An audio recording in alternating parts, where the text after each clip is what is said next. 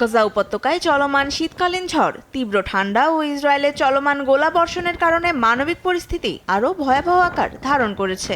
যুদ্ধবিধ্বস্ত অবকাঠামো, আশ্রয়ের সংকট এবং সীমিত মানবিক সহায়তার মধ্যে হাজার হাজার বাস্তুচ্যুত মানুষ চরম ঝুঁকির মুখে পড়েছে। শুক্রবার শীতকালীন ঝড় ও টানা ভারী বৃষ্টিতে গাজায় 7টি শরণার্থী শিবিরের যুদ্ধবিধ্বস্ত বাড়ির ছাদ ধসে হতাহত হয়েছেন অনেকে। একদিকে প্রাকৃতিক দুর্যোগ আর অন্যদিকে মানবসৃষ্ট বিপর্যয়। যুদ্ধবিরতি চলমান থাকলেও গাজায় থেমে নেই ইসরায়েলি হামলা। যুক্তরাষ্ট্রে গাজা যুদ্ধবিরতির পরবর্তী ধাপ নিয়ে মধ্যস্থতাকারী দেশগুলোর আলোচনার মধ্যে গাজা সিটিতে একটি বিয়ের অনুষ্ঠানে হামলা চালায় ইসরায়েল। এতে হতাহত হন অনেকে।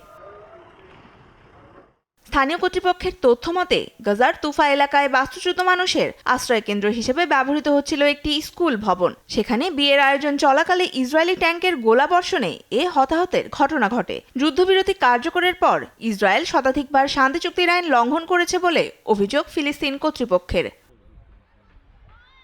এদিকে গাজা থেকে ফিলিস্তিনিদের গোপনে বিদেশে পাচারের সঙ্গে জড়িত আল মাজদ ইউরোপ নামের একটি অঘোষিত শেল কোম্পানির কথা ফাঁস করেছে কাতার ভিত্তিক বার্তা সংস্থা আল জাজিরা। প্রতিবেদনে বলা হয়, যুদ্ধের সুযোগ নিয়ে গাজার বাসিন্দাদের বিদেশ পাঠাতে মোটা অঙ্কের অর্থ হাতিয়ে নেয় সংগঠনটি। বিশ্লেষকদের মতে গাজা থেকে ফিলিস্তিনিদের স্বেচ্ছায় অভিবাসনের আড়ালে জোরপূর্বক বাস্তুচ্যুত করার চেষ্টা করছে ইসরায়েল। তনিমা ইসলাম, নিউজ ডেস্ক, দেশ টিভি।